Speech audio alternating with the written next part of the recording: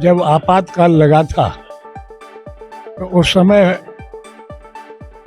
जो समस्याएं हल करने में हफीज साहब हमारा बहुत बड़ा रोल रहा। ये फल बेचने वाले, सब्जी बेचने वाले ठेल चालक, उनको कहीं जगह नहीं थी और लोग परेशान करते थे। हमने दोनों ने मिलकर के एक विशाल जुलूस निकाला। कोई परमिशन नहीं थी हमारे पास, इमरजेंसी थी, लेकिन हमने निकाला और सरकार झुकी। यहाँ की डीएम और नगर निगम, उन्होंने जो है ठेल चालकों को स्थान सुनिश्चित किए कि यहाँ खड़े होकर के आप सब्जी फल बेच सकते हैं। मृत्यु हुई थी जो है 28 दिसंबर 2006 में। उनकी स्मृति में ये कार्यक्रम आयोजित किया गया है और उनके जो अधूरे कार्य हैं, वो जो क्रांतिकारी जीवन था और जो समाजवादी समाज के स्थापना के लिए उन्होंने अपना पूरा जीवन मार्क्सवादी विचारधारा को अपने अंदर आत्मसात करके जो है पूरा जीवन लगा दिया और पूरी जिंदगी संघर्ष करके एक संघर्षों का मिसाल कायम किया था। उनकी स्मृति में आज यह संकल्प सभा, स्मृति सभा हो रहा है।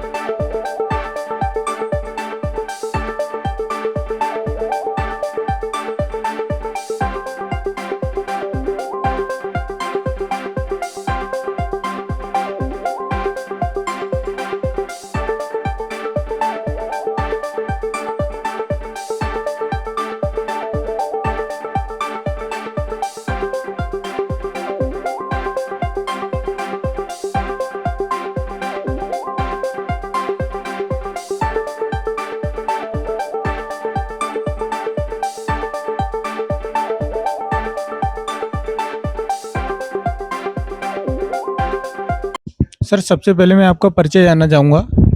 मेरा नाम डॉक्टर जवाहर सिंह ढाकरे है, पूर्व प्राचार्य राजा बलवंत सिंह कॉलेज आगरा। सर, आज जो प्रेस कॉन्फ्रेंस रखी गई है, इसके संबंध में कुछ आप हमें डिटेल में बताएं, किस संबंध में रखी? असल में आज जिनके उपलक्ष्य में ये सारा समारोह हो रहा है, मैं उनके साथ मैंने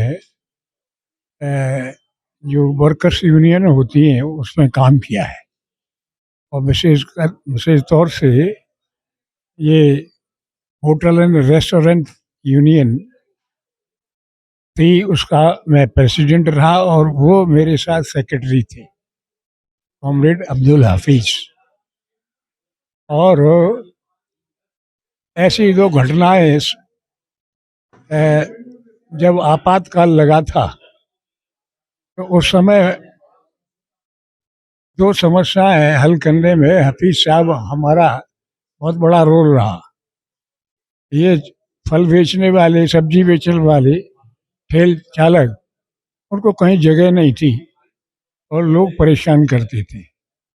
हमने दोनों ने मिलकर के एक विशाल जुलूस निकाला। कोई परमिशन नहीं थी हमारे पास, इमरजेंसी थी, लेकिन हमने निकाला और सरकार झुकी। यहाँ की डीएम और नगर निगम, उन्होंने जो है ठेल चालकों को स्थान सुनिश्चित किए कि यहाँ खड़े होकर के आप सब्जी फल बेच सकती हो। वो इमरजेंसी का काल था। ऐसा ही दूसरी घटना ऐसी हुई, उसी इमरजेंसी में ये भड़भूजे होते हैं और दिवाली के टाइम पर खीलें बनाई जाती हैं उनसे, वो परेशान थे, उनको कहीं से मिल नहीं रहा था। उनको भी हमने, हाफिज साहब ने, दोनों ने मिल करके ऑर्गेनाइज किया और कलेक्ट्रेट पर जाकर प्रदर्शन किया, उनकी समस्या हल कराई। आज उन्हीं हाफिज साहब के साथ आज हम उनकी जो पुण्यतिथि है मनाने जा रहे हैं। सर, सबसे पहले मैं आपका परिचय जानना चाहूँगा। मैं डॉक्टर जीएन टंडन, पूर्व अध्यक्ष IMA आगरा। सर, जो आज प्रेस कॉन्फ्रेंस रखी गई है, क्या कहना चाहेंगे किस संबंध में? ये एक ऐसे रहनुमा थे मजदूरों के, जिनको हम आगरा में मजदूरों का मसीहा मानते हैं, कॉमरेड अब्दुल हफीज। आज उनकी पुण्यतिथि पर आगरा का जो भी श्रमिक वर्ग है, जो संगठित श्रमिक वर्ग है, वो यहाँ एकत्रित होकर एक तो उनको श्रद्धा नमन करना चाहता है और अपने अधिकारों के संघर्ष की आवाज को बुलंद करना चाहता है। आज जो धुंध है उसको हटाकर एक मार्क्सवाद का जो दिखाया हुआ रास्ता है, जहां हम एक वर्गहीन समाज को चाहते हैं, जहां हम व्यवस्था परिवर्तन की राह देखते हैं, वहां एक प्रेरणा लेना चाहते हैं उनके जीवन से, उनके साथियों से, उनकी जीवन यात्रा से। और आज की परिस्थितियों में मजदूर, किसान या कोई भी शोषित वर्ग जिन समस्याओं का समाधान चाहता है, वो संगठित होकर कैसे हासिल किया जा सकता है, इसके मंथन पर आज यहाँ पर सभी लोग यहाँ पर एकत्रित हुए हैं। अब्दुल हफीज, कॉमरेड अब्दुल हफीज जो भारतीय कम्युनिस्ट पार्टी के नेता थे और श्रमिकों के बहुत बड़े संघर्षशील नेता थे। उनकी मृत्यु हुई थी जो है 28 दिसंबर 2006 में। उनकी स्मृति में ये कार्यक्रम आयोजित किया गया है और उनके जो अधूरे कार्य हैं, वो जो क्रांतिकारी जीवन था और जो समाजवादी समाज के स्थापना के लिए उन्होंने अपना पूरा जीवन मार्क्सवादी विचारधारा को अपने अंदर आत्मसात करके जो है पूरा जीवन लगा दिया, उनके लिए, उनकी याद में ये कार्यक्रम हो रहा है। और उनसे प्रेरणा लेकर जो है जो आंदोलन है मजदूरों के, किसानों के, उनको आगे बढ़ाने के लिए संकल्प के रूप में यहाँ हम लोग सब इकट्ठे हुए हैं। मैं विद्यासागर गिरी, राष्ट्रीय उपाध्यक्ष, all India trade union Congress, AITUC। आज क्या कार्यक्रम है? आज आगरा में, आगरा के प्रसिद्ध मजदूर और ट्रेड यूनियन नेता, यहाँ के आम लोगों के बीच अपनी जिंदगी समर्पित कर लोगों के हितों में काम करने वाले स्वर्गीय कॉमरेड हफीज की 18वीं स्मृति सभा का आयोजन किया गया है। कॉमरेड हफीज आज हमारे बीच नहीं है, लेकिन उन्होंने अपनी पूरी जिंदगी जिस तरह मजदूर वर्ग के लिए, आगरा के आम लोगों के लिए समर्पित भाव से काम किया। आगरा में 16 ट्रेड यूनियनों का निर्माण करके उसके संघर्ष का नेतृत्व किया, चाहे वह चमड़ा उद्योग के मजदूर हों, जूता क्षेत्र के मजदूर हों, चूड़ी क्षेत्र के मजदूर हों, जितने उद्योग से लेकर सब ऐतिहासिक संघर्षों का नेतृत्व किया। श्रम कानून जो यहाँ लागू नहीं होता था, न्यूनतम वेतन, बोनस कानून जो जानते नहीं थे, उसमें जागरूकता पैदा करके एक क्रांतिकारी चेतना का विकास आगरा में कराया और पूरी जिंदगी संघर्ष करके एक संघर्षों का मिसाल कायम किया था। उनकी स्मृति में आज यह संकल्प सभा, स्मृति सभा हो रहा है। आज जब 2024 का समापन हो रहा है और यह देश के लिए 75वीं आज़ादी की वर्षगांठ हम 26 जनवरी को मनाएंगे, तो बड़ी खतरनाक परिस्थितियों से देश गुजर रहा है। वह खतरनाक परिस्थितियां यह है कि आज देश का संसदीय जनतंत्र, जनतांत्रिक प्रणाली, मजदूरों के श्रम अधिकार, आम जनता के अधिकार, किसानों के अधिकार, सब पर बेरहमी से हमले हो रहे हैं। ऐसी स्थिति में समाज में एक अजीब तरह की स्थितियां पैदा की जा रही है। मजदूरों को, किसानों को एकता के बदले उनको आपस में लड़ाने के नाम पर धर्म की गंदी राजनीति, जात की गंदी राजनीति करके आपस में लड़ाया जा रहा है।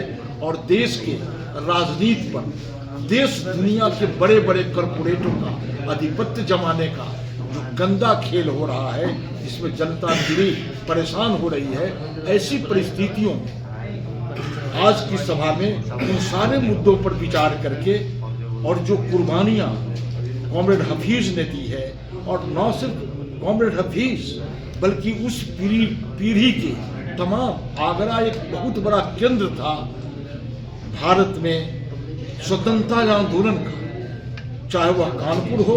आज हम 28 तारीख को बैठे हैं, वह कानपुर और आगरा का ही क्षेत्र था जहां पहली बार हिंदुस्तान में स्वतंत्रता आंदोलन की शुरुआत के साथ साथ कम्युनिस्ट आंदोलन की नींव डाली गई थी। मजदूर वर्ग जो दुनिया का उत्पादक है, दुनिया में मूल्य पैदा करता है, किसान जो अन्नदाता है, उन मजदूर किसान का राज बने, उसके सिद्धांतों के लिए समर्पित राजनीतिक दल का गठन इसी क्षेत्र में हुआ था, जहां से पूरे देश को प्रेरणा मिली शोषण विहीन समाज बनाने का, मानवीय संवेदना युक्त समाज बनाने का।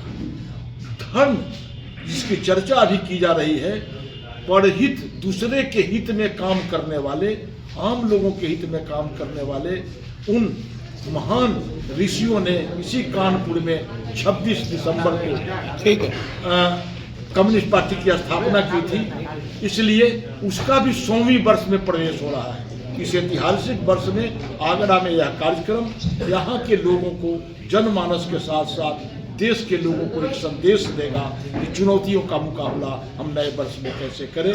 इसी के लिए यह कार्यक्रम। ठीक है।